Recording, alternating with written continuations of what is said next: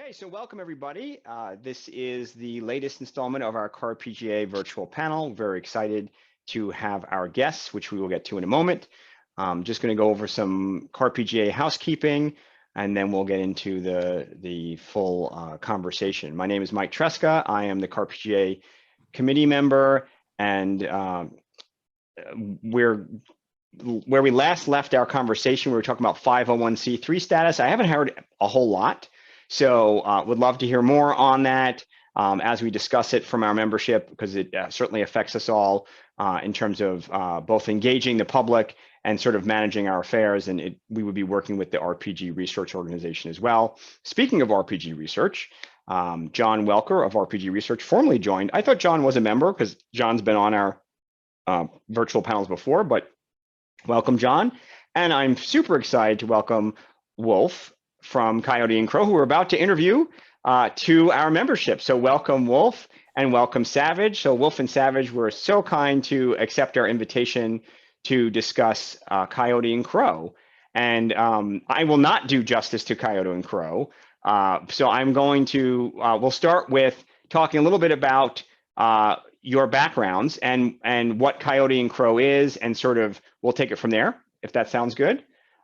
Savage, you want to start, and then we'll continue from there. Sure, yeah. So I come from an unlikely background. I my day job outside of this work has been as a research assistant with microbes. So very, very different. But due to the success of my own little hobbies, I eventually, made little things here and there, engaged with communities, did some RPG work, big fanatic when it comes to the tabletop scene. Love it, could never get enough of it. It's honestly an obsession. But that obsession, to create things, make little pamphlets and whatnot, try modules, step by step, eventually brought me to the doorstep of Coyote Crow. And I've been blessed enough to be their game project manager for their next big RPG project. Very exciting. And Wulf?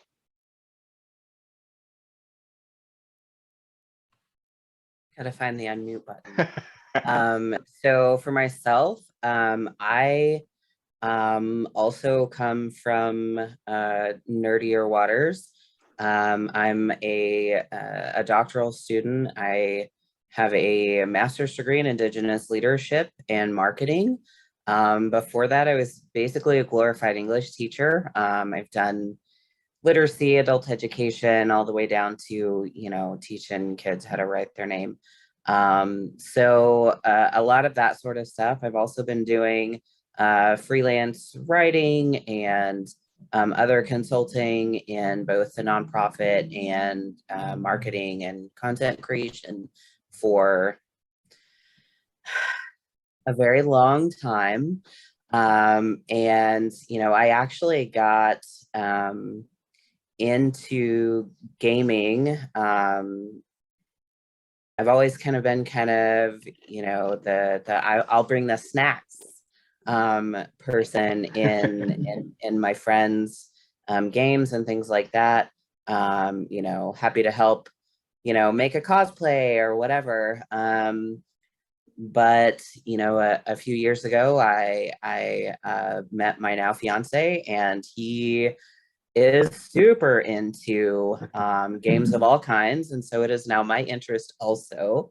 He thought I would really like Coyote Crow, and so we backed the Kickstarter, and he would send the updates every time Connor would send out an email. And then one day Connor sent an email looking for someone to do marketing and event organizing and things that I already do.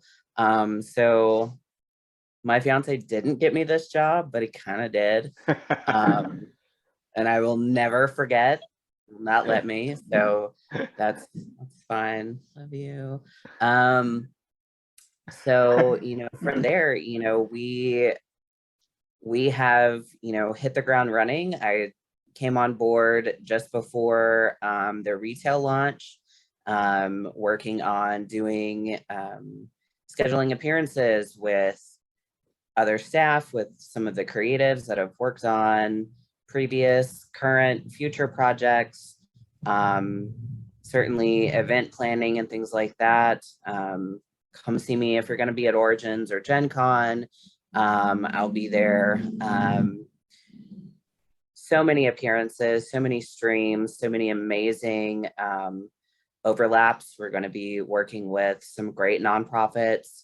We've had some great streams with some different nonprofits like Creators Assemble, Foundation for Inclusive Gaming, and we have so many more things coming. So it's an exciting time to be part of a really amazing group of Indigenous writers and creators.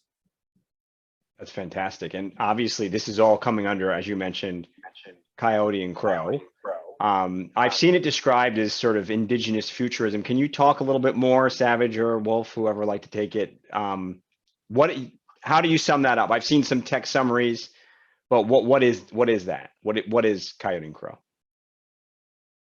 Yeah, I'll give a stab at it. Honestly, it's very novel. I won't lie, this is the first time I've seen it done to such a outstanding success. These genres get trapped in a lot of Western concepts of what sci-fi has to be, and gets trapped into these roles and tropes that we're all so familiar with. And so it's a big step to not only take us outside of those tropes, but to really dig into Indigenous stories and Indigenous concepts and, ideas in themselves. And so with this, it's still retaining a lot of the ideas that come with sci-fi. With technology, there comes opportunity, but also it's not perfect. At the same time, there's a reinforced focus on the community, reinforced focus on the values that Indigenous communities have always had, and ideas that really stem true with the advent of technology. Things like, here's a great one. In the world, gender doesn't play a huge role. It's kind of a background. And so you can play as whatever kind of character, and it doesn't really affect anything like that. Same with ideas of race. Race, it doesn't really come into huge play with it. It's more about things like, who is your community? Who is your family? And how are you helping them? And how are they helping you? And how is that all working together? And I think a really big one is that we want to avoid the trope that everything is perfect, that it is a utopia solved by everything. I mean, in utopias, there's boring stories anyways.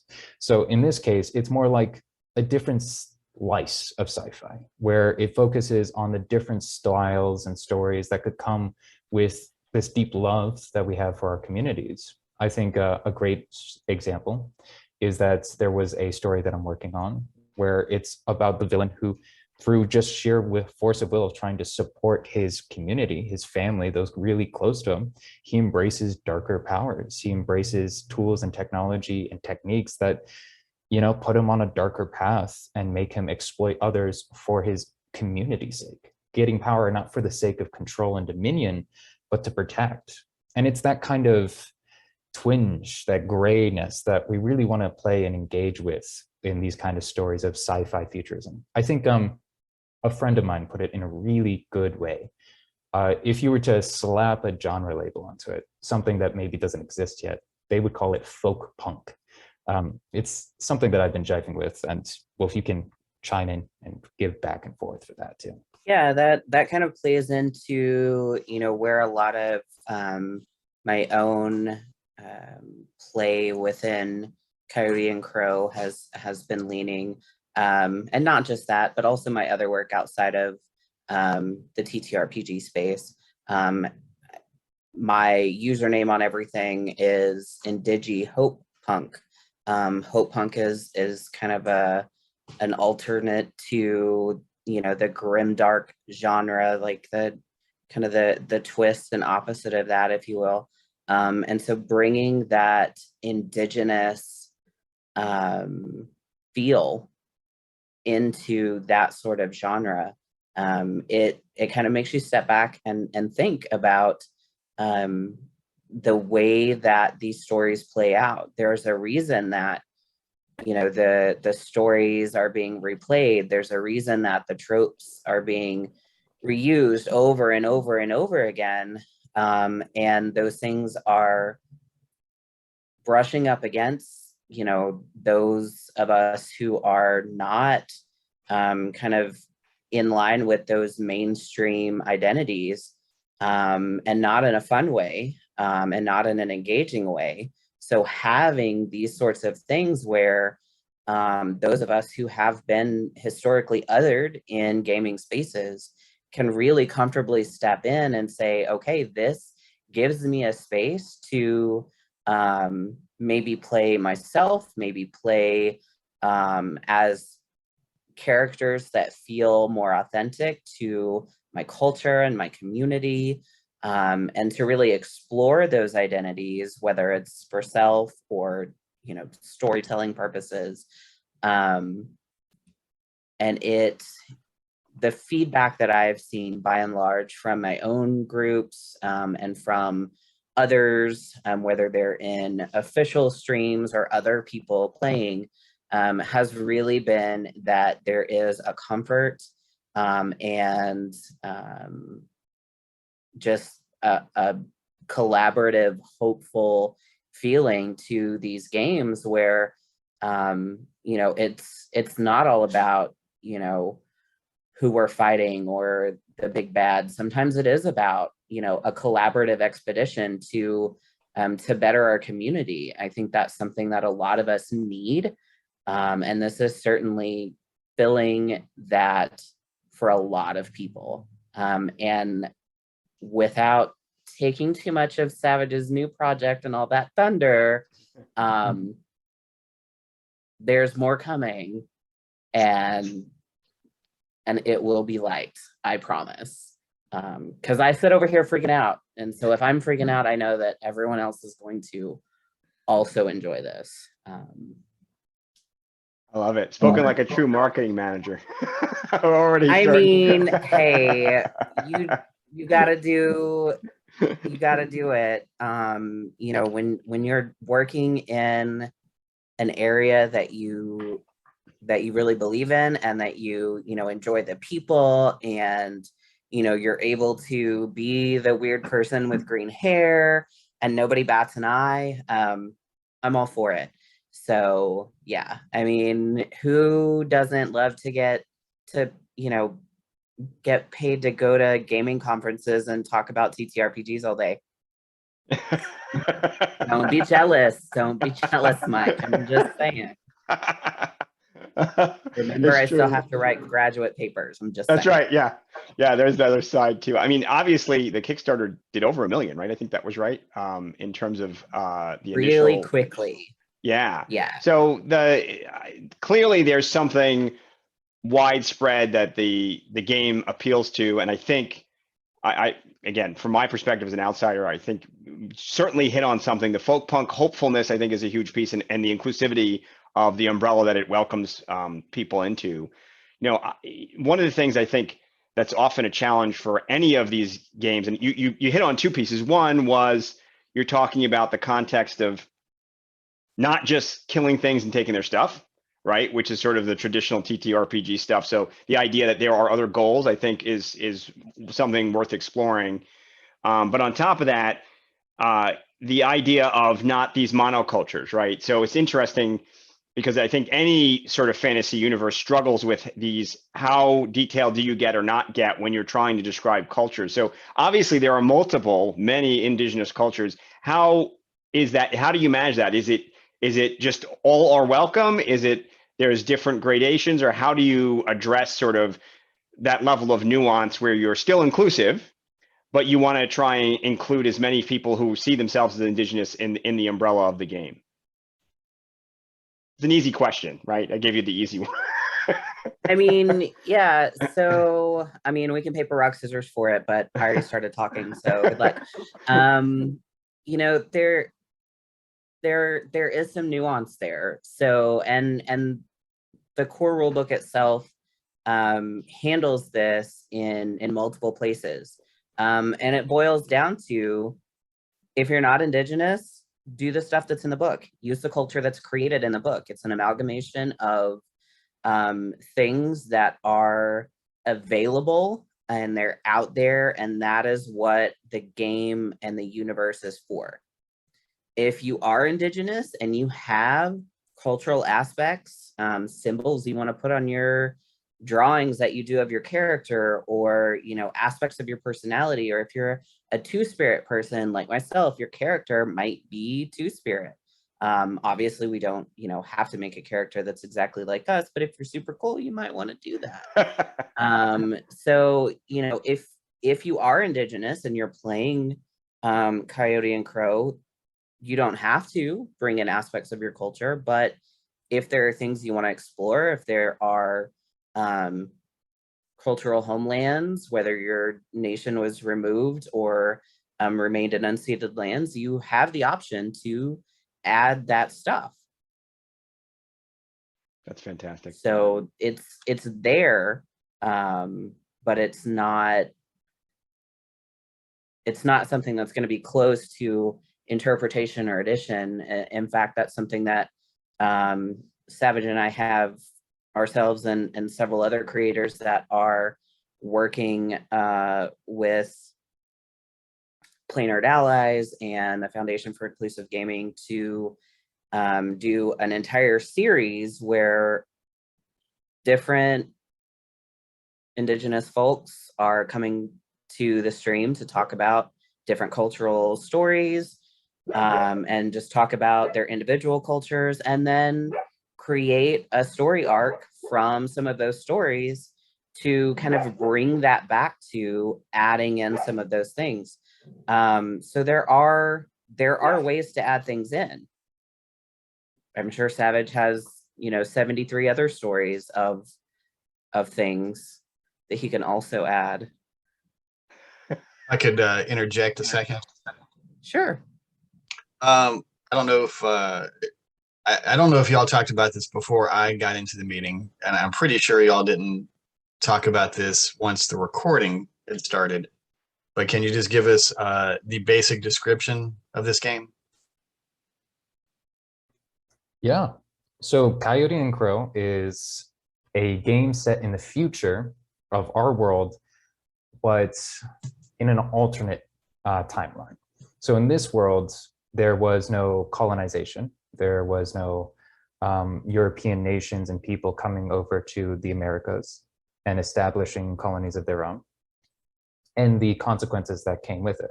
It's a reimagining of what would the people of America, and from there forward, do and resulted if they were allowed to kind of tumble in their own way. It uses a D12 system with a really interesting set of mechanics to engage with, like success. So there's ranges of success built into the dice rolls themselves. There's levels, a more abstract way of leveling. So it's more, not as much about like getting super powerful, kind of like what Wulf was talking about, but more about gaining new tools and techniques and insights. And the world itself has less of a focus on economies, and there's a very strong building on the world building itself. So a lot of different pieces to pull together, but if I was to give a really cinched idea, Coyote and Crow is a future without colonization and a little bit of pizzazz, some indigenous insights. Okay, so you did say alternate history, I believe. So it's not a fantasy world per se, it's an alternate Earth. Exactly, yeah. So it is set in the Earth we know, but there is some slight stretches to what we expect. There are things that we in a Western world would identify as magic, but aren't necessarily labeled as such in the world. Is it a more of a skill-based system, or? Yeah, it really, so you as characters build up a plethora of different skills and abilities, and you check against them. It's reminiscent to D&D's kind of spectrum, but it has a grid of abilities kind of categorized. So you have things like spirit, will, charisma, strength, endurance, agility, a plethora, 9 different core stats, which each get specific skills associated with them, 2 for each actually. And from there, you kind of build up, and it gives you more dice to roll for the skills. If you beat, the base is 8. If you beat an 8, that adds a success number. And if you get a certain amount, you do better and better and better. So are the D12s the only dice used, or are other dice used? D12s are the main one, but there's other dice used. I think a really easy example is damage dice. There's also other considerations. It's just D12 is the centerpiece. Well, that's certainly unusual, since D12 in most games is vastly underused. Yeah, I think it helps really shine out the unseen potential, kind of like the story of Coyote Crow and as a total. Thank you for that summary. I think that was helpful. And my apologies. I thought we sort of talked about it a little bit. We didn't go into the details. So thanks, Ted, for pointing that out. You know, one of the things that's the promise of role-playing games really is the promise of being anything you want, right? That was always the possibility. And I think we're finally starting to explore that. I think, unfortunately, there was biases built in when you started with people, you know, yeah, anything you want, but like this. And now we're really starting to see everyone bring to the table truly what that means, which I think is fantastic. I wanted to get back to a point, Wulf, I'm taking the bait because I know you gave it to me, which was there's another project coming. So if you could talk about what's next, what's coming from a crowdfunding perspective, and also what you're working on. Well, I think that's where I'd come in. We have a lot of projects in Coyote and Crow, but the one for sure that I know I can talk about because it's my baby. The one you're allowed to talk about. Don't get in trouble, please. Yeah, I mean, Connor would just send me a very stern email. Yeah, but all the same, respect where it's given. Yeah, so right now within the works, it's nearly finished. I can't say too terribly much because posterity's sake, but we have coming out a crowdfunding campaign where it's a collection of stories based in the world of Coyote and Crow, specifically Cahokia, the region centered within the core rulebook. So it's giving you that insight, and we're hoping that this plethora of stories, 2 different volumes with a total of 10 different short stories, if you call them that, not campaigns, I think is an easier way to put it. And these stories we're trying to describe and show off the wide range of epic tales that are possible within Coyote and Crow as a system. So there's espionage, there's mystery, there's combat, there's lover quarrels, there's romance, there's comedic events, there's delving into rituals and the world of Cahokia deeper and deeper. I could talk pretty much all day about it because there's so many juicy details, but to summarize, we have a collection of stories for players to really test the waters, see the range of what's possible, and get a better taste of the finer details within this world.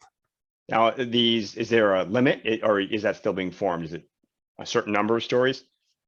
Yeah, so without giving away too much, right now, there's 2 different books because we've received so much love and support from the main Kickstarter that we did before, that we decided not only to make just 1 book, but 2 different books to have as the crowdfunding campaign. And each book will have 5 stories to start off with, without diving away into particular details and giving away too much just yet. Right. We're hoping to have some stretch goals where if we get enough funding, we'll add an extra story to each of the books. Excellent. And the writers are these stories written, or is that the outcome of the? Yeah, so we don't want to have and hire somebody and write out all the stories. We're hoping to get some big wig names involved, but again, okay. I can't describe too much without spoiling things and then, you know, making promises that we can't. Yes, of course. Oh, and of course. No, that's even better. Emails. Stern emails. Nobody wants a stern emails. Yes, that's my whole day job is stern emails. That's all I get. Yes. So, well, that's exciting. That's very exciting. When is this launching? Yeah, so the current idea is about mid-June. We're still polishing up everything, getting ready to get all the finer details in place because we want to make sure that we do service to not only the customers, the people consuming, our fans, but also to the people who have dedicated so much of their lives to write these short stories. So we're making sure that everything's fine-tuned, you know, the editing's all there, the graphics are all there. And so we should be announcing really soon the specifics in the next week or so. Oh, wow. Yeah. Soon. Excellent. Well, the launch will be hopefully mid-June, but Right, but the announcement's details will coming be soon. released hopefully next week. That's great. And now these are original fictional stories. They are not based on, they're not actual play or anything along those lines, right? This is fiction set in the universe. So these are genuinely new stories told by our vast array of Indigenous authors. That's excellent. That's amazing. So in some ways, I feel like Coyote and Crow is starting to represent the forefront of the Indigenous gaming movement. And now you're going into fiction. So now you're starting to go even broader. Is that true? Is there ancillary, like, are there other sort of communities that are joining, or maybe there's more that were out there and that are coming together in terms of this? I mean, I think it's fantastic, but I'm just curious to see what the ecosystem is of these other groups coming together. You're just gonna have to wait and see what rolls out. Oh, was that a hint? Yeah. Without giving away too much, just to reiterate, these stories that I'm talking about are adventure modules for people to play using the Coyote and Crow system. Oh, okay. Okay, so they are. Yeah, so it's stories and plugs into the game itself also. Yes. So it's stories for people to play, just to make sure that we're all on the same page. Yes. No, because I wasn't. Yeah, that's clear. Thank you. That helps. That's fantastic. So this is turning into quite a hopefully a movement that propels, and takes the sort of the massive start that was the initial crowdfunding and continues to spread the love. And I think that's fantastic. One of the things, obviously, and I'm sure there was apprehension of, how will this be received, and sort of navigating this world of sort of all these other RPGs that are out there. I mean, look, we're having an RPG renaissance in so many ways, which is great. And so a little bit in terms of how the existing RPGs engage with Indigenous culture, right? I know there's been, let's just say that there hasn't been always a good approach to that. What is the feeling of how we move forward to bring into the umbrella in a positive way? So, the short of it is, everybody, we all homebrew our worlds. We take real life cultures. We sort of saw file off the serial numbers, and then we put that into our world, right? And very often that's where you get into trouble, right? Suddenly we go, well, that didn't look great. That came off a little tone deaf, or worse, right? There's always worse. Usually we'll assume potentially good intentions to start. What do we do? Is it cultural consultants are helpful? Don't do it. I think this comes up a lot in the community, and I'm curious what your thoughts are. Well, in terms of Coyote and Crow, the team, Connor, all of us have been adamant from the get-go. This is not a game just for Indigenous people to play. It is a game for everyone, and everyone has. You don't have to be Indigenous to be a story guide or a GM or whatever you want to call it. You do not have to be Indigenous to create a character, to play the game. The game and the world itself is created with all of those issues in mind. The information that you need to be not that guy is in the rule book. It's all there. And the places where we know there are going to be potential missteps, because we've existed for the last several hundred years. We know where those missteps may come, and there's information in there to help guide folks into being respectful, into how to build on things. And that's part of bringing in things like the stories that Savage and his project are bringing together. In addition to Savage's baby, we have folks that have brought in Indigenous story guides to start streams on different things, like the Creators Assemble that was supposed to be a one-shot. Was so cool that they are turning that into maybe a 6 or 8 part stream. Wow. Things like that.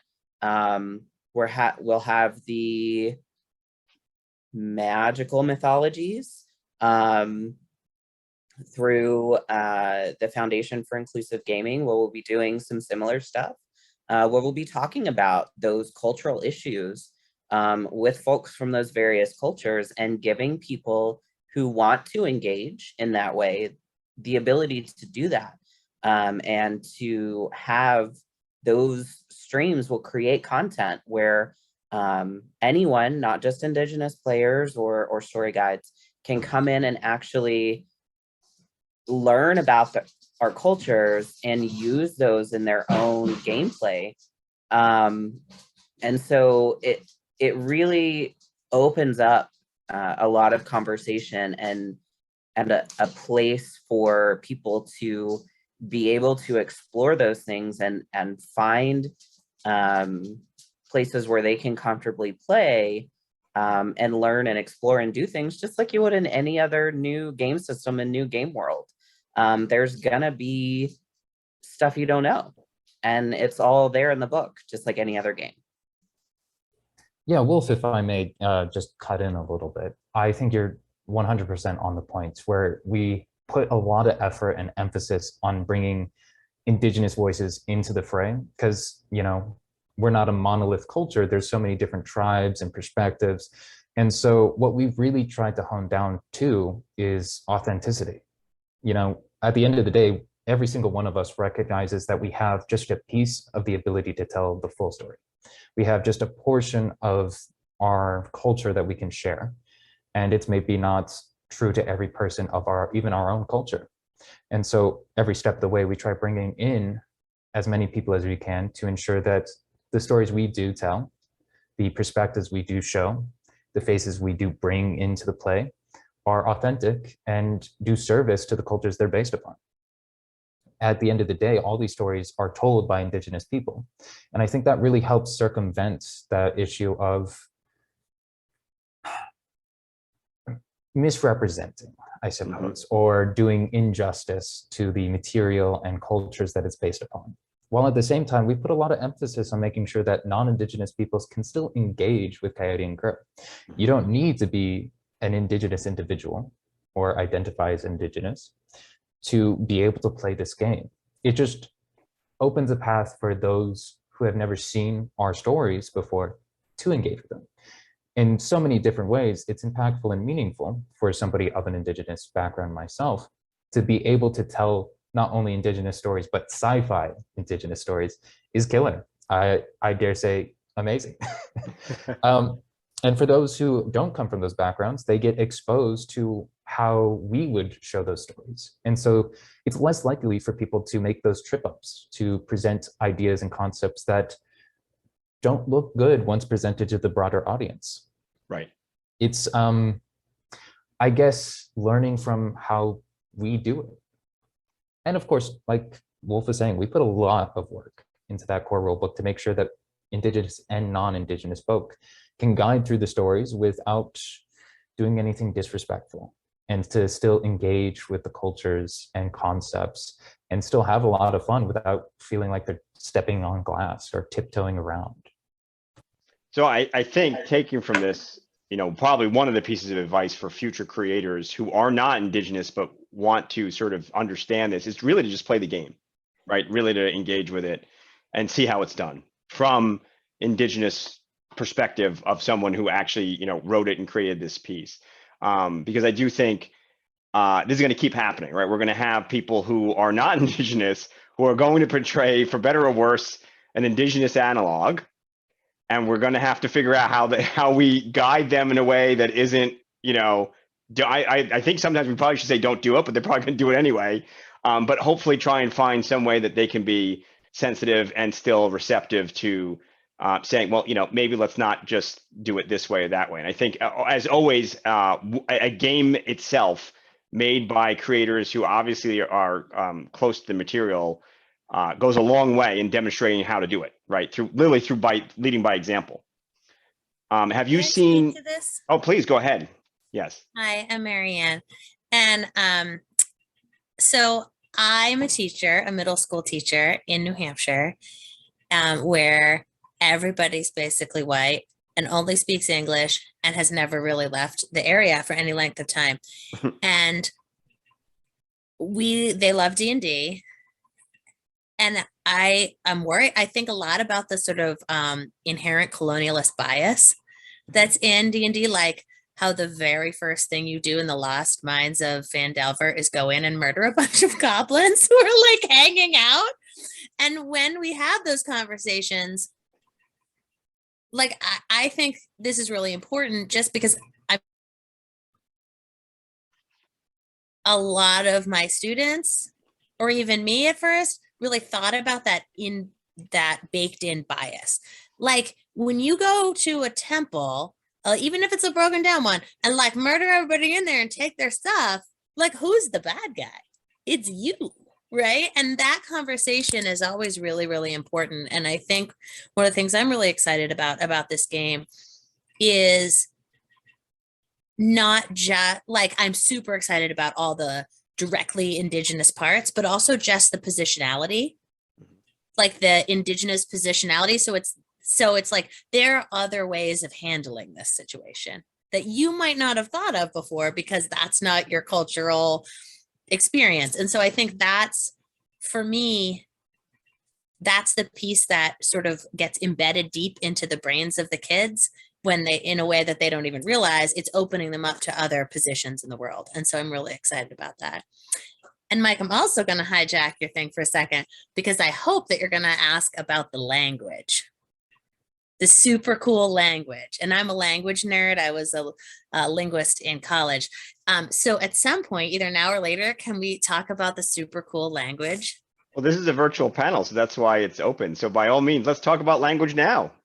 Yeah, let's do it. First, though, if you haven't looked at the free Rules Light version that is available in PDF on coyoteandcrow.net, without giving away too many spoilers, the scenario that you just described is similar but handled in a completely different way in that kind of choose your own adventure. Only uses 2d12s. Everybody and their auntie has d12s sitting around somewhere. Yeah, because nobody likes them. Could... And so they're all there. All the rest of them are gone, except the d12. Hey, now, so we got to play Yahtzee and Farkle with something. Listen.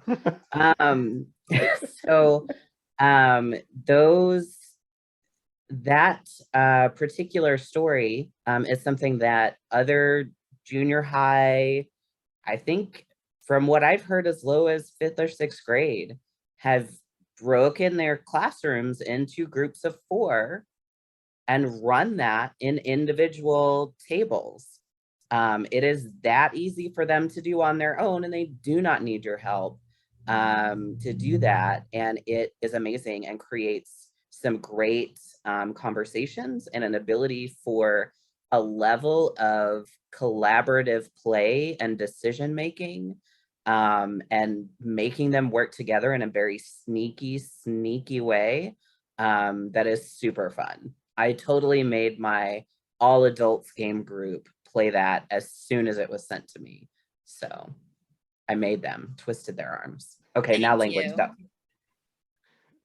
Just one comment. I never forget, I was talking about submitting an adventure to Dragon magazine. And I said, have you ever thought about like the PCs being heroes trying to avert a natural disaster and save a population? And they said, no, we don't do that. You kill bad guys. But literally, that's what they said. They were like, yeah, no, there has to be a resolution where you defeat somebody, the end. And I was like, and it stuck with me because it was such a, I was like, well, wait a minute. There's plenty of media where you do other things, right? Like, but it was really interesting that Dungeon Magazine specifically, that's what they said. And it wasn't meant negatively, but they meant there's sort of a tried and true formula of what tabletop had gotten into. And it was that you defeated someone else. Your success was at the expense of someone else. The end. Well, there was no dealing with anything. You have to remember that historically it's derived from war games. Right. Exactly. So I thought it was fascinating that was sort of the statement. And I was like, oh, but why not dealing with nature or saving a community and other things? So obviously it's great that we're getting there. So sorry, back to language. Or we can stick with war games and we can play stickball. So So if we want to go there, we can go there because we got war games. You ain't gonna like it. Oh, wait, all right. Now I'm going to take the bait before we go to language now. So what do you, go ahead, elaborate. So the very first time that I ever played stickball with a group that wasn't just like, you know, my goofy cousins, I almost broke my arm. And when I say I almost broke my arm, I mean one of the girls on the other team took me out and almost broke my arm. Listen, there is a reason why my research topic is Indigenous ways of learning and education. It's because you will be hard pressed to find an Indigenous nation whose way of learning isn't drop you out in the middle of the lake. Take this stick, you got to get that ball. Go. You don't get directions, you do, and you learn by doing. And so that's how battle education was. It looks like a game. It looks like, you know, we're playing sort of lacrosse type thing. No, you're gonna go home bloody. And that's really how it's not even an analogy, it's literally how all of it works. How do you learn how to build things? By building small things, and you build big stuff. How do you learn how to run a village? You run a household first, and it builds. And that's very much how the game works too. Weird how those Indigenous ideas come to fruition. And look, you make a good point, Wolf, which is very simply, just because this is inclusive does not mean there isn't violence or there isn't conflict, right? I mean, that's the other side of this, right? Is the culture of wanting to accept the game doesn't mean the game doesn't encompass the realities of life and all of the vagaries that go from, every part of it. Literally technology that lets you make any kind of weapon you want. There's gonna be violence. Right. I think it makes sense. I think it does. Now I'm going to go back to language, though. We'll bring our weapons. It's fine. Yeah. By the way, I wanted to mention that if anybody was ever interested in engaging with these and doesn't necessarily have anybody super fluent in Coyote and Crow, we have a killer Discord in which anybody can kind of engage. It seems to be pretty lively nowadays. I'm certain there's plenty of people who'd be more than happy to help usher in more members. But that aside, the language. So the language is great. I love the language. I also agree I'm a bit of a language nerd myself. I love dabbling, love learning. It's juicy, to say the least. With Cahokia, though, and the languages that we're particularly talking about, because there's many, this one is constructed to help give a sense of not necessarily bias in the stories that we want to tell. It's inspired based off of a lot of similar native languages in the area, and it was constructed by a good friend of the company's. And like at the very back of the whole book, the massive tome that it is, they have a good 5 to 10, I think it's 5 pages off the top of my head, of just index terms. You want a term to reference? Here it is. You want to know what friend is in the language? Here it is. It's not a whole dictionary, but it gives you a good starting place to help incorporate it into your own vocabulary and help kind of bring in the immersion of what's going on. Additionally, there is an online aspect. So if you wanted to generate character names using the language, it's there, free too. There's no special buy-in or anything, open access. You can just pop in and generate a name. And so I wish I could talk in innumerable length about all the intricate details of it, but I will admit 2 things. 1, we don't have the time for that. That is a lengthy conversation. And then 2, I don't know it as well as I'd like. The gentleman who ended up creating it, I haven't had a moment to really sit down and tear it apart with them. And it's on my bucket list. That I will say. That's awesome. Hi, that's where I come in. So yeah, started out life as an English teacher. So also language nerd, a little bit of a polyglot. And so there is, like Savage mentioned, the Discord. We have an entire squad of folks who, you know, want more words in Chahi, the language of Cahokia. And so there may be more to come on that front. Oh, that's another hint. Like any language. I mean, hey, we don't know where it's going. It depends. You know, like any language, in real life, things evolve, things grow. And so, you know, there's absolutely room for that within Coyote and Crow. Who knows? So, Keep asking, and I will keep putting it on my list. And, you know. So Marianne brought up a really good point about this is absolutely a teaching opportunity too. And I know this is near and dear to you, Wulf. Do you see, or are there plans in the works for how we can help teachers and other groups bring this to the table? Oh, I hit something. I could see by the So yeah, we talked a little bit before about, you know, my doctoral research and all my fun extraneous nerdy things. So some of the things that we'll be engaging in, I have had some conversations with the American Library Association, with the American Indian Library Association, with the National Indian Education Association. Part of the Kickstarter to kind of, you know, bring it all together here at the end was that folks were given the opportunity to choose to donate a copy when they were backing the Kickstarter. You know, when Connor and I first talked about, you know, what all my job would entail, that was part of it. When he added that to the Kickstarter, you know, he told me that he thought maybe, you know, 50 copies, that would be pretty cool to distribute 50 copies of the game to, you know, libraries and community centers. Our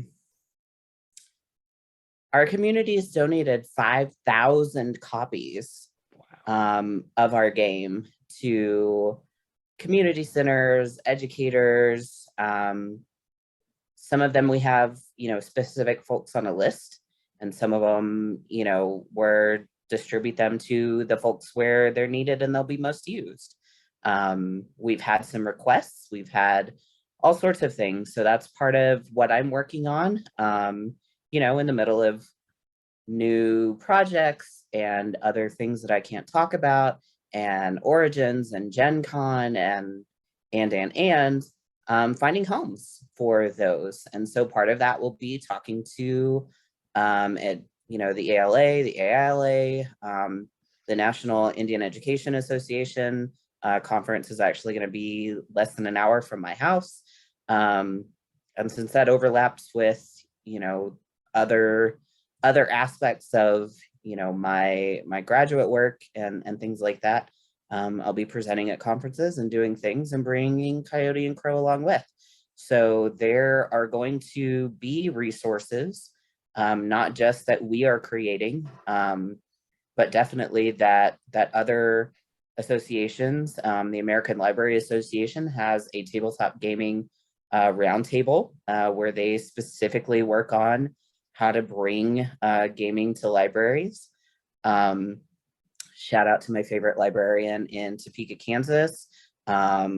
Lissa put me together an entire list of things, longer than my arm. I'm still working through stuff, just to, you know, be able to connect folks and create meaningful things that people will be able to use. We've also been approached by folks that want to use Coyote and Crow in a therapeutic space, and, you know, group counseling and things like that, in community centers to build collaborative teams, and we haven't signed an NDA, but I'm going to assume they don't want me to talk about this other project. But there is a company in a place that does things that plans on using Coyote and Crow as part of their team building. And so we'll be doing stuff and things in a place with them. And so, you know, there are all kinds of opportunities. I think that the idea that gaming is something that, you know, we do on Thursday nights with, you know, our group of nerds that nobody talks about, it has come to an end. And we're moving into more areas. There are so many different ways, not just with Coyote and Crow, but with many other systems. And it's, you know, it's honestly amazing to be able to really engage with people on a level that makes it feel less clinical and more, you know, safe, comfortable, appropriate, things that actually work. Yeah, this is not a game anymore, it's a movement. I mean, that's the way I would put it based on everything you're sharing. And I love folk punk as a movement. I think it's just massive, and the potential is enormous. And it sounds like everybody's taking advantage of it. We're not just sort of saying, well, you know, it was nice, I'm glad people like it, but you're seizing the moment, which I think is fantastic. And you know, Wulf, now you're part of the family, so any way we can help make those connections, the CAR-PGA absolutely would love to assist in that. We're at the end here. Were there any other questions to Ted? Go ahead. Yeah, my question is not about your game in particular, but more about the gaming scene as a whole. I mean, you know, just from my own experience, I have some kind of idea of like how role-playing games are perceived by, let's say, the general populace of European descent, or how much, you know, what percentage of people are involved in them, that kind of thing, just as a general thing. So among the Native American community here in the U.S. and or Canada, like how are these kinds of games perceived? Like what percentage of people are actually involved? That kind of a thing. Well, you know, it's something that, like a lot of things that haven't been done or explored before, there's not a lot of data on that. I can tell you from what we've done, we generally have about 90% non-Indigenous people who are engaging with the things where folks are identifying whether or not they're Indigenous. We've had a few things like asking for volunteers and for staff at cons, for folks who want to engage as story guides and things like that. So that's kind of one place where I've been able to look at some of those numbers. In terms of some of the other things, sales numbers and things like that, that data is just not being captured. But those are interesting questions, and it's certainly something that, you know, as we move forward, it will be very interesting to see how having access to culturally relevant games and stories and things like that will bring more people into the fold and possibly exploring other systems. Well, I guess we do sort like of. dice. I'm sorry, what? We do like dice. Oh yeah. I wasn't kidding about Yahtzee. Yeah, it's somewhat of a, or I guess, a related question. I guess the stereotype, at least I would perceive it to be a stereotype that's out there, that a large percentage of Native Americans in this country are on the reservations. But, you know, of course, I've also heard that they're actually just everywhere, not just on reservations. What's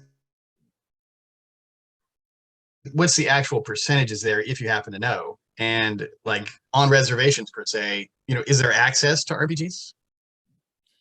I mean, I can answer that for the communities that I'm in and aware of.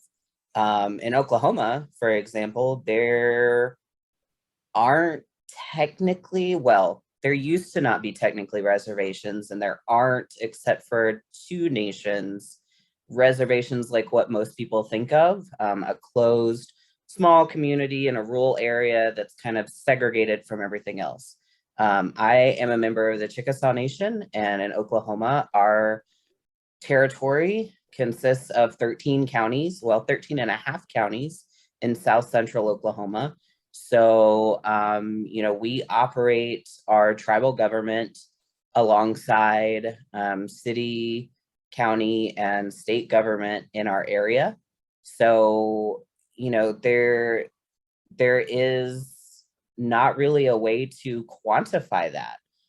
You have other places like, Pine Ridge, where there is a reservation where people are very segregated. You go to Arizona, where there are several reservations where people are very segregated and have limited access to things,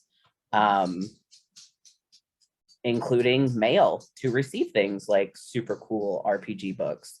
So there are going to be problems with access. The thing about that is we do talk within our communities.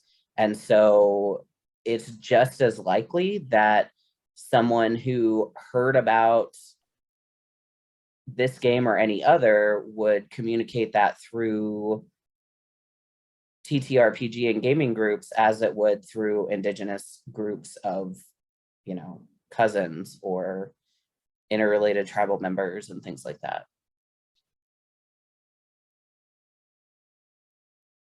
I will say on my end, at least from my perspective, we have, it really depends. There's a lot of communities, a lot of different people working on the scene.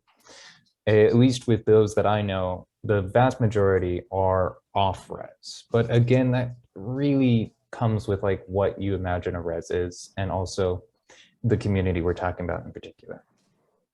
I will say, as mentioned prior, we are working on really reaching out to a lot of these communities, regardless of res or not, and engaging with them. Like Wulf mentioned, one of the things that could be done was to donate a copy. And we really tried to make sure that Indigenous kids could have access to these kind of games so that they can see that presence and play these kind of games, tell these kind of stories, to feel represented.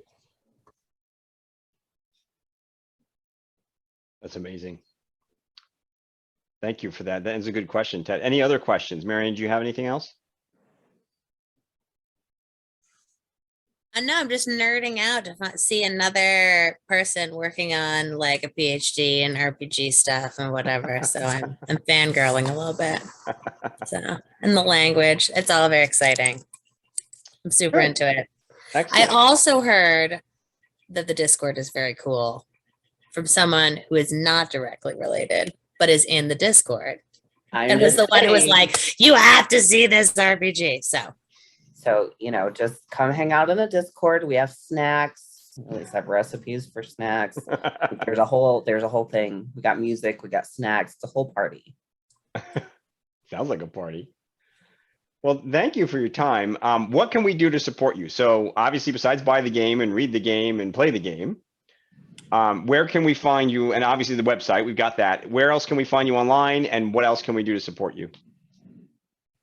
Well, I think I'll hand it off to our dutiful social manager. That's a softball to Wulf. Yeah. Like, oh, look, we have a marketing person. So yeah, if you go to coyoteandcrow.net, all of our relevant links and socials and, the shop and all those things are on there. Like I said earlier, we will be setting up shop at Origins, booth 649. I do not have a booth number for Gen Con memorized yet, but I will post it on our socials. On Instagram and Twitter, we are Coyote and Crow RPG. You can come find me directly at IndigiHopePunk on everything. If you're in the Discord, you will see me, I promise.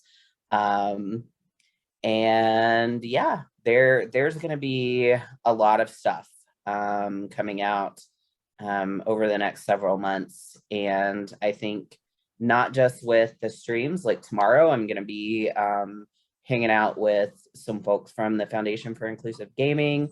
And we have that set up every week through the end of June. So you're going to see plenty of us on places. We have streams all over the place. If you Google Coyote and Crow, search for a hashtag on whatever platform you're on, I promise you will find somebody doing something.